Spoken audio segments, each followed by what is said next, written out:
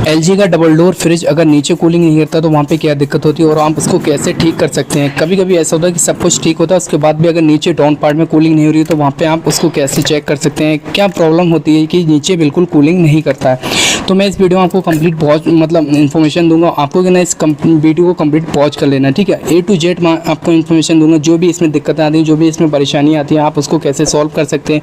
अगर down part में cooling नहीं हो रही है, पार्ट में कूलिंग हो रही है, पार्ट में कूलिंग अच्छे से हो रही है, बट डाउन पार्ट में कूलिंग नहीं हो रही, तो वहाँ पे क्या रीज़न रहता है। A to Z मैं आपको इन्फॉर्मेशन दूंगा। फिलहाल यहाँ पे जो दिक्कत है मैं इसमें भी बताऊंगा कि इस जो डबल डोर रेफ्रिजरेटर ये एलजी का है और ज़्यादातर जो भी प्रॉब्लम आ रही है एलजी के फ्रिज में आ रही है कि एलजी में ये दिक्कतें आ रही है कि इसमें जो नीचे डाउन पार्ट है, मतलब डाउन वाला जो कंपार्टमेंट है, वहाँ पे कूलिंग नहीं हो रही है। अब पार्ट में कूलिंग हो रही है, ज़्यादातर इस वाले मतलब मॉडल में आ रही है। यहाँ पे क्या बहुत ज़्यादा बर्फ़ है, बहुत ज़्यादा आइस जम गई, बहुत ज़्यादा परत जम गई है और इसका ड्रेन मतलब बैक साइड ड्रेन भी नहीं होता है और नीचे बिल्कुल कूलिंग नहीं होती। तो सबसे पहले मैं इसमें जो दिक्कत है पहले मैं वो बताता हूँ, आपके साथ शेयर करता हूँ कि इसमें क्या फॉल्ट है, ठीक है। उसके बाद मैं आपको बताऊंगा कि आपके सामने भी अगर दिक्कतें आ रही हैं कि डाउन पार्ट में कूलिंग नहीं कर रहा है तो वहाँ पे आप उसको कैसे चेक कर सकते हैं। तो सबसे पहले क्या हमने इसमें फ़ैन देखा, फ़ैन ओके है, इसका बायोमीटर फ्यूज है वो भी ओके है। अभी हम फिलहाल इसका हीटर जो है हीटर चेक करके फिर मैं आपको दिखाता हूँ। हीटर कैसे चेक करेंगे वो भी मैं आपको तरीका बताता हूँ। हीटर जो होता है इसमें एल्युमिनियम वाला हीटर होता है, इस कॉइल पे लगा होता है। सबसे पहले मीटर लेना, मीटर को किलो पे सेट करना है, मैंने ऑलरेडी कर रखा है। उसके बाद ये जो है हीटर के जैक है वहाँ पे आपको इसको सेट करना है। मेरा जो मीटर है मतलब जो मल्टीमीटर है वो ऑटो पे अपने आप जो चीज़ हम चेक करते हैं वही दिखाता है। जैसे कि हमें किलो पे सेट करना है तो यहाँ पे समथिंग 800-700 किलो शो होना चाहिए हीटर की जो मतलब वैल्यू होगी, ठीक है। तो वो आपको मीटर में नोट करनी है और आप देखेंगे यहाँ पर वैल्यू शो करेगा। तो हीटर जो है इस तरीके से आपको चेक करना है, दोनों नोब इस तरीके से लगा देना है और यहाँ पे जो है इसमें जो है समथिंग 800 या 900 700 इस तरीके से वैल्यू होना चाहिए। तो आप देख रहे हैं 893 यहाँ पे सो रही, तो इस कंडीशन में आपका हीटर ओके। अब हीटर को डायरेक्ट कैसे चेक करते हैं वो भी मैं तरीका आपको बताऊँगा, ठीक है। अगर आपका हीटर काम नहीं करेगा तो आपके डाउन पार्ट में बिल्कुल कूलिंग नहीं होगी। अभी फ़िलहाल क्या है इसका हीटर ऑन नहीं हो रहा था, मतलब इसका जो मतलब हीटर है हीटर ऑन नहीं हो रहा, तो मैंने हीटर को चेक करा, हीटर एकदम ठीक है। अभी हीटर को हम क्या है 220 वोल्ट डायरेक्ट चेक करेंगे। इस पर लिखा है पीछे बैक साइड जो एल्युमिनियम वाला हीटर है इसका बायोमीटर फ्यूज है वो भी ओके, कोई दिक्कत नहीं है। इसके बारे में मैं आपको बताऊंगा कि इससे क्या वर्क होता है और ये क्या काम करता है। तो फिलहाल अभी के हम इसको डायरेक्ट जो है हम 220 वोल्ट देके और उसके बाद जो है इसको चेक करेंगे। यहाँ पे इसकी जो कूलिंग कोयल है इसके नीचे डाउन पार्ट में बहुत ज़्यादा बर्फ़ है, बर्फ़ जमी है, परत बहुत ज़्यादा जमी है, मोटी बहुत ज़्यादा आइस आ गई, मतलब चारों साइड इसके परत जम गई, हर एक साइड परत जमी है। और इस आइस का जो रीज़न है वो हीटर ना चलने की वजह से यहाँ पर हुआ है। तो हमने क्या है इस आइस को कैसे मेल्ट करना है वो भी तरीका मैं आपको बता दूंगा कि आइस बहुत ज़्यादा होती है उस समय आप इसको कैसे मेल्ट कर सकते हैं। तो इस हीटर को सबसे पहले डायरेक्ट चेक करते हैं और इसमें जो दिक्कत आई है फ़िलहाल अभी वो हीटर की है। हीटर इसमें ऑन नहीं हो रहा है, इसी वजह से ये दिक्कत आ रही है कि इसमें डाउन पार्ट में बिल्कुल कूलिंग नहीं हो रही। और आपके सामने अगर हीटर आपका ठीक है उसके बाद भी अगर कूलिंग नहीं होती है डाउन पार्ट में, मतलब नीचे कूलिंग नहीं होती, तो आप उसको मतलब नीचे की साइड जब कूलिंग नहीं होती तो आप उसको कैसे चेक कर सकते हैं, क्या चीज़ दिक्कत होती है इससे कि नीचे कूलिंग नहीं आती है। तो फिलहाल यहाँ पर जो है हीटर में पहले आपको डायरेक्ट 220 वोल्ट देके इसके बाद जो है इसको चेक करके मैं दिखाता हूँ। यहाँ पे क्या इसका जो बायोमीटर फ्यूज है पहले उसको भी मैं आपको दिखा दूँ। इसकी टाई क्लिप है, इसको मैं कट करता हूँ और इसका जो बायोमीटर फ्यूज होता है वो माइनस से 5 डिग्री तक जाता है। उसके बाद ये ऑटो कट हो जाता है, मतलब उसके बाद जो है हीटर को ऑन कर देता है। फिर उसके बाद जब 10 डिग्री प्लस हो जाता है उसके बाद ये फिर से ऑन हो जाता है। तो ये वर्किंग होती है इसके जो फ्यूज होती है।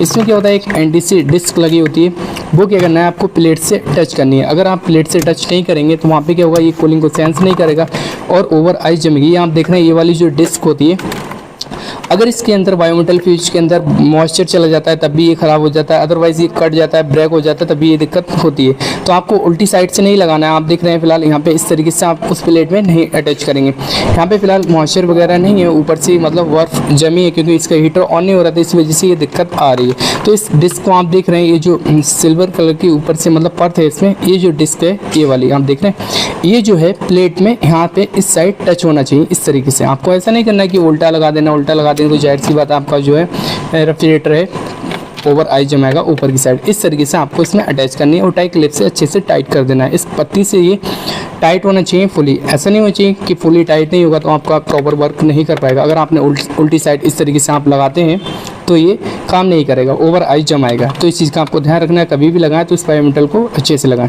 तो अभी फ़िलहाल क्या है हमने यहाँ पे इसका जो बायोमेटल का फ्यूज का काम है वो मैंने आपको बता दिया है, और उसको कैसे लगाना है ये भी मैंने बता दिया है। अगर इसके अंदर से इसका जो सेंसर है वो ख़राब हो जाता है तो तब भी ओवर आई जमती है और आपका हीटर ऑन नहीं होता है, या फिर ये प्रॉपर वर्क नहीं करता है फिर भी वहाँ पर ओवर आई जमती है, ऊपर की साइड और डाउन पार्ट में बिल्कुल कूलिंग नहीं होती है। ये दिक्कतें आती हैं इस फ्यूज़ में।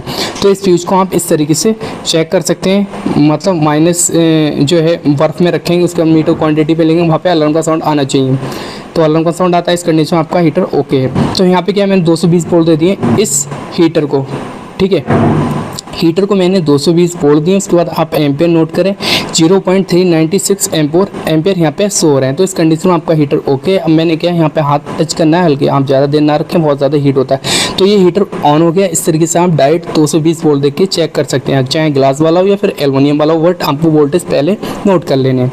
तो यहाँ पर आप देख रहे हैं। बाकी मैं कॉइल पर भी आपको मतलब जो है इसमें दिखा दूंगा पास से कि इसकी जो बर्फ़ है वो मेल्ट हो रही है। मतलब इस तरीके से आपने पहले तो मैंने फ़िलहाल आपको 220 वोल्ट यहाँ से दिए, उसके बाद जो है किलोमीटर लगा दिया। उसके बाद आप एम्पेयर भी देख सकते हैं, अगर एम्पेयर आ रहे हैं तो आपका हीटर ओके है। बाकी इसकी जो यहाँ पे उंगली भी नहीं रखी जा रही, बहुत ज़्यादा हीट हो गई, क्योंकि मैंने जो है डायरेक्ट ही 220 वोल्ट देके इसको चेक किया है। और उसके बाद जो इसकी कॉइल है वहाँ से भी मॉइस्चर मतलब जो बर्फ़ है वो मेल्ट होने स्टार्ट हो गई। वो मैं आपको करीब से दिखाता हूँ जिससे कि आपको भी अच्छे से नज़र आ जाए।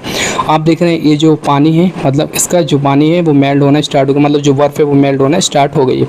तो ये पानी में कन्वर्ट हो रहा है। उसके बाद जो है अगर आपका हीटर प्रॉपर वर्क करेगा तो जाहिर सी बात है आपका कूलिंग अच्छे से कराएगा, डाउन पार्ट में भी अप पार्ट में भी, क्योंकि 8 घंटे तक कंप्रेसर चलता है, टाइमर चलाता है, और उसके बाद जो है हीटर 15 मिनट की टाइमिंग होती है। तो इसमें जो फ़िलहाल जो दिक्कत है वो अब आप समझ लें, इसमें जो दिक्कत है वो फ़िलहाल टाइमर की दिक्कत है। टाइमर को कैसे चेक करेंगे वो मैं आपको तरीका बताता हूँ। सबसे पहले क्या करना है आपको, ये स्क्रू होते हैं इसको रिमूव कर देना है। 2 इस साइड होते हैं, ये टाइमर के होते हैं, और 2 ये होते हैं ऊपर नीचे जो लगे होते हैं वो आपके टाइमर को रोकने के लिए प्लेट लगी होती है।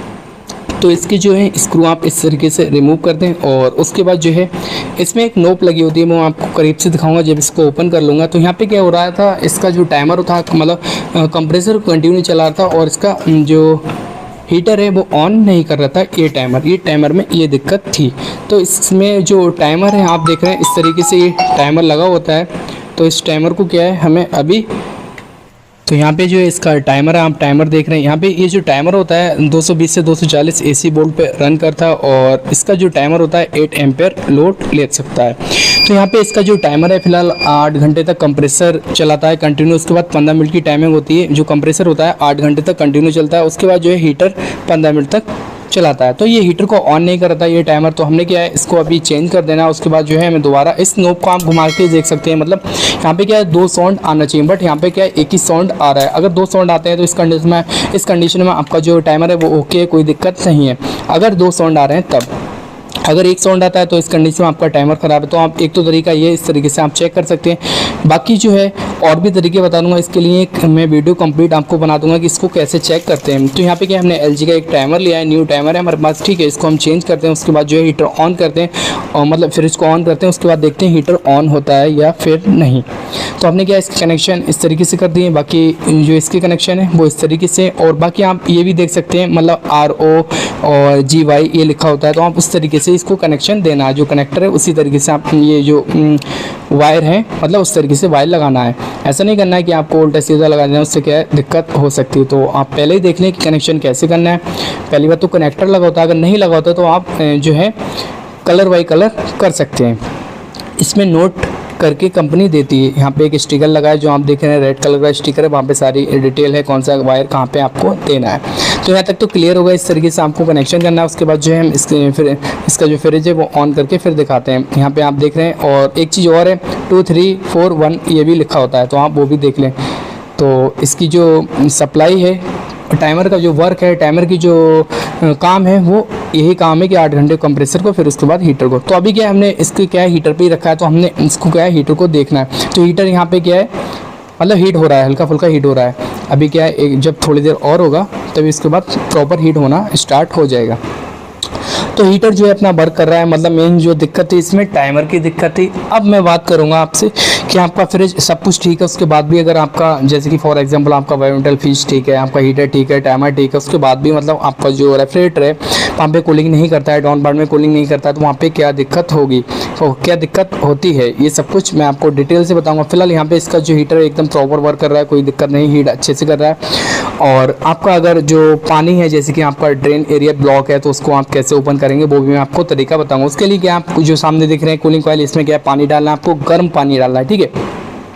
गर्म पानी डाल के उसके बाद जो है यहाँ पे फिलहाल हीटर काम कर रहा है, गर्म पानी डाल के उसके बाद बैक साइड से आपको एक वायर लेना है केबल, उसके बाद इस तरीके से आपको अप एंड डाउन करना है। उसके बाद जो एरिया होगा वो ओपन हो जाएगा और उसके बाद जो गंदगी होगी, जो भी आइस होगी वो टूट जाएगी, उसके बाद सारा पानी आना स्टार्ट हो जाएगा बाहर से। और उसके बाद क्या करेंगे, जब पानी आना स्टार्ट हो जाएगा, पानी अच्छे से गिरने लगेगा पीछे, इस तरीके से आप खोल सकते हैं। और आगे से क्या करेंगे, आप पानी डालेंगे, गर्म पानी डालेंगे उस पर कॉइल पे, तो इससे क्या है जल्दी खुल जाता है, आपका टाइम में बचत होती है, तो टाइम आपका बच जाता है। जाहिर सी बात है आपका जब टाइम बच जाएगा तो आपका जो काम है आसान हो जाएगा, जल्दी काम हो जाएगा। इस तरीके से आप जो तरीका है, मतलब मुझे जो तरीका पसंद है वो ये वाला है, बहुत अच्छा है।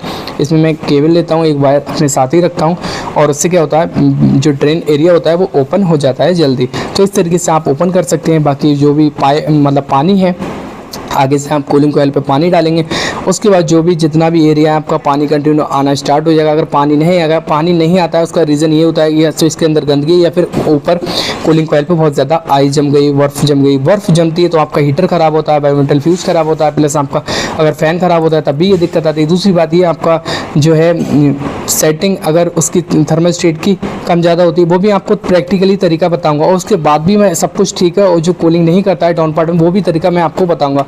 बट अभी क्या है, फिलहाल मैंने इसका एरिया जो है ओपन कर दिया। उसके बाद हम इसमें एक पाइप कनेक्ट करेंगे जिससे कि इसका जो पानी है वो कंप्रेसर पे न जाके इसके ड्रेन ट्रे उसमें गिरे, जो इसका ड्रेन ट्रे है, ठीक है। तो फिलहाल आगे से क्या है, आपको इस तरीके से जो कूलिंग कॉइल होती है आगे से वहाँ पे पानी डालना है, ध्यान रखना है, इस तरीके से आपको पानी डालना है आगे की साइड। फिर जो भी पानी होगा, जितना भी पानी होगा, सारा पानी आपका बैक साइड जाएगा और इससे आप क्लियर कर सकते हैं कि आपका ड्रेन एरिया ओपन हो गया। उसके बाद हमने ये पाइप कनेक्ट कर दिया, आप भी इस तरीके से कनेक्ट कर सकते हैं, जो भी पानी इस ट्रे में गिरेगा। अब बात करते हैं कि आपका जो फ्रिज है वो कूलिंग क्यों नहीं करता है। अगर सब कुछ ठीक है आपका, फिर भी टाइमर ठीक, हीटर ठीक, इसका फ़ैन मोटर भी चल रहा है और उसके बाद इसका जो बायोमेटल फ्यूज़ होता है वो भी ठीक है, तो सब कुछ अगर ठीक होता है उस कंडीशन में, अगर आपका जो है बायोमेटल फ्यूज़ भी ठीक है, वो नीचे कूलिंग नहीं आती है, तो वहाँ पे क्या दिक्कत होती है। अब मैं आपको तरीका बताता हूँ। कभी कभी ऐसा होता है इसकी फ़ैन मोटर जो होती है, मतलब आपको लगता है फ़ैन मोटर ठीक है, फ़ैन मोटर चल रही है, उसके बाद भी अगर कूलिंग नहीं होती तो इसका जो फ़ैन मोटर होता है उसकी स्पीड वीक होती है, तब ये दिक्कत आती है, आपके डाउन पार्ट में बिल्कुल कूलिंग नहीं होती। तो कभी भी आपका सब कुछ ठीक है और फ़ैन मोटर चल रहा है तो आप कुछ मत करो, फ़ैन मोटर चेंज कर दो। उम्मीद है, मेरा जो एक्सपीरियंस है वो यही है कि इसका जो फ्रिज का डाउन पार्ट में कूलिंग नहीं होती है वो होना स्टार्ट हो जाएगी, क्योंकि डाउन पार्ट में हमको लगता है कि फ़ैन चल रहा है, बट फ़ैन तो चलता है, दिखता है कि फ़ैन चल रहा है, फ़ैन की स्पीड भी ठीक लगेगी आपको, मगर ये अंदर से ही दिक्कत होती है, फ़ैन की स्पीड कम हो जाती है, तब ये दिक्कत आती है कि आपको डाउन पार्ट में कूलिंग नहीं हो रही है। तो इसमें जो है हीटर की दिक्कत थी, हीटर ऑन नहीं होता, हमने टाइमर चेंज कर दिया। बाकी इस तरीके से आपको फिट कर देना है A to Z। और जो मैंने तरीका बताया लास्ट में कि आपका अगर फ़ैन चल रहा है तो नीचे कूलिंग नहीं होती, तो आप फ़ैन को देख लें। उसके बाद गैसकेट जो होती है फ्रिज की, आप देख रहे हैं जो गैसकेट होती है, गैसकेट को भी देख लें, गैसकेट ओपन होगी तब भी दिक्कत आती है। उसके बाद मैं आपको एक चीज़ और बताऊँ, यहाँ पे क्या होता है, आगे पैनल लगा होता है, ये एडजस्टमेंट के लिए होता है। तो आप जो है इस तरीके से खिड़की ये ओपन होती है, आप जब इस पे XXL पे या 1 2 पे करेंगे तो इसमें क्या है, फ़ैन का फ्लो नीचे ज़्यादा जाएगा। अगर 6 7 या 5 पे करेंगे तो बिल्कुल ही नीचे नहीं जाएगा फ़ैन का फ्लो। तो इस तरीके से आप देख रहे हैं, हमने X या X पे, XX पे या 1 2 3 पे करेंगे तो इसका फ़ैन का फ्लो नीचे तक जाएगा। और ये जो होता है इस डक में से जाता है, आपको दिखाता हूँ मैं थोड़ा सा, ये डक इस डक में से नीचे जाता है, नीचे फ़ैन का फ्लो जाता है, उसी से ये कूलिंग करता है, ये नोट मतलब नीचे की साइड।